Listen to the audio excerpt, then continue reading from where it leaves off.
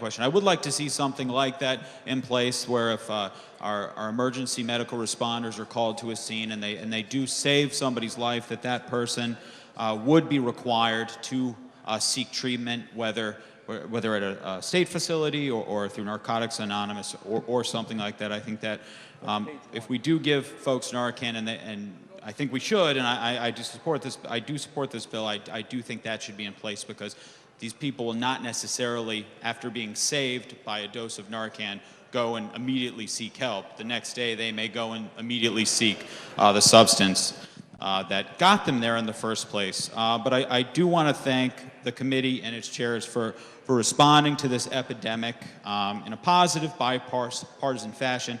I know for far too long, many thought issues such as these could never occur in their towns or neighborhoods because they were too safe or they were somehow immune from drugs and drug addicts. In my 4 towns, we've heard stories from families of recovering addicts and addicts themselves. Rooms filled to the brim to find out how everyone, regardless of political party, regardless of income level, can help. As a society, we must do what we can to get heroin and other illegal opiates off of our streets, send drug dealers to jail, and get these drugs out of the hands of our kids, our brothers, our sisters, our parents, and our friends. As we all know, many addicts start legally and they die illegally. However, I would like to make a couple comments. I would like to see it easier, in addition to this bill, I would like to see it easier for drug addicts to seek and get help. Some of our drug and alcohol treatment facilities throughout this state cost tens of thousands of dollars. And that's not how things should be. If a family wants to send their loved one who is a drug addict to get the best treatment so they don't come back and die or continue to ruin their lives, they should be able to do that.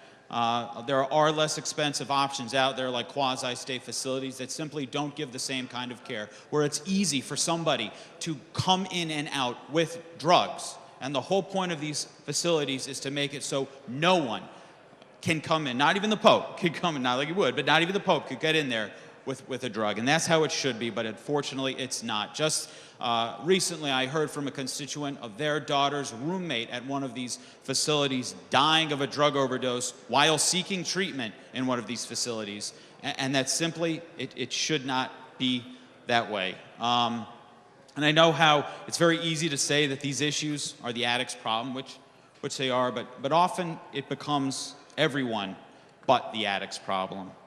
Everyone knows someone who is an addict, and if someone is very close to you, is one, it really does suck the life out of you. And I know from personal experience because a very close family member has been an opioid addict since I was 6 years old.